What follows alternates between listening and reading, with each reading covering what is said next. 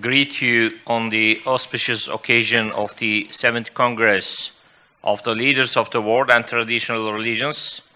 It is a pleasure to be in Nur Sultan city, in this environment of traditional interfaith and intercultural coexistence.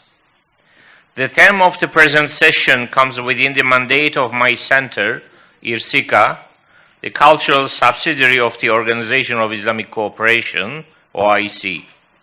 International organizations, including the OIC and IRCICA, and major conferences of policymakers such as the present Congress, underscore the role of religious leaders in promoting interfaith and intercultural dialogue, peace, education, tolerance, social and cultural development. The concept of development, it is not limited to economic growth and material welfare, but encompasses all spheres of life. It emphasizes an overall advancement of societies in a long-term vision that covers the religious, spiritual, and cultural spheres together with economy, science, technology, and environment. The success of development efforts depends on full coverage and inclusion of all the specifically defined population groups, including women, children, the youth, and the communities of different faiths, which may be socially and culturally distinct in their societies. Within this framework, the policy issue of protection and empowerment of women increasingly receives the attention it deserves in public discourse, national development planning, and international policy. The OIC and IRCICA are among the foremost international organizations that address issues related to women development. IRCICA, as the OIC's cultural subsidiary, has assumed various tasks in the cultural domains of the OIC's actions for advancement of women. Our engagement in this area has mainly two aspects. Firstly, we aim to enhance women's participation in economic and cultural life in productive and sustainable ways.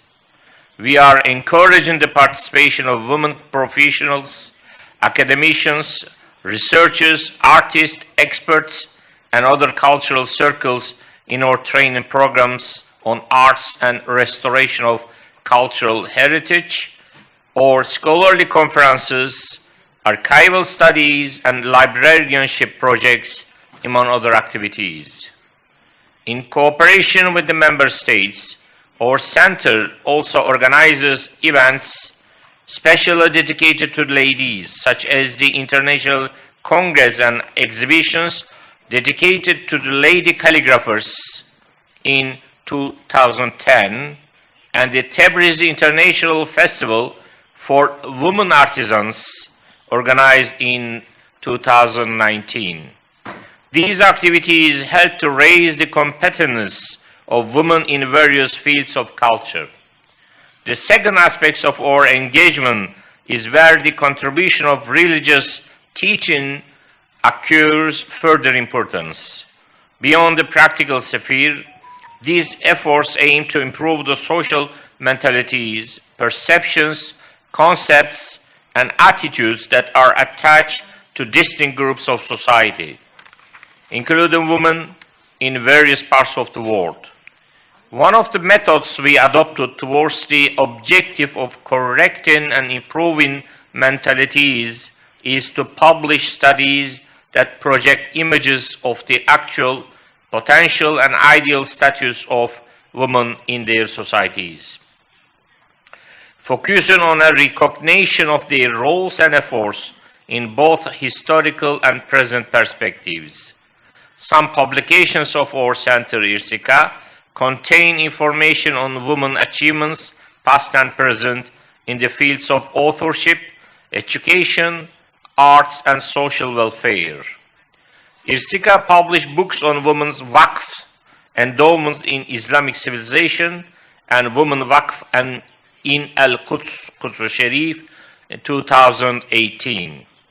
Presently, IRCICA carries out a research project based on original historical documents and history books to prepare a comprehensive encyclopedia of women's waqf in the Muslim world. It will highlight a considerable part of our studies in future to highlight the women religious scholars and scientists who worked as authors and as teachers in religious and natural sciences in various parts of the Muslim world, in Asia and in Africa throughout history, but who were underrepresented in historical biographies and bibliographies in many cases. The information resulting from these studies can be useful for redressing biased opinions and mentalities about the share of women in social development. These efforts aim to counter the widespread stereotypes and failure to recognize women's place in the intellectual force and the labor force of societies. The stereotype about women as a weaker member of society as compared to men has long been broken in public policy and learned wisdom. However, long-standing biases often prevent translation of the ideals into real practice. To remove these biases, special policy focuses are needed in school textbooks, media, and adult education. At this juncture, the spiritual and educational guidance of religious leaders, scholars, and teachers in sensitizing their communities to correct biased mentalities become all the more crucial. I would like to conclude by reaffirming IRCICA's readiness to cooperate with its accumulated studies and experience in scholarly and educational projects that will be undertaken towards these important objectives. I thank you all and I wish the success of this conference. Thank you. Құрметті спикер мырза, сізге үлкен рахмет. Алла разы болсын. Келесі менің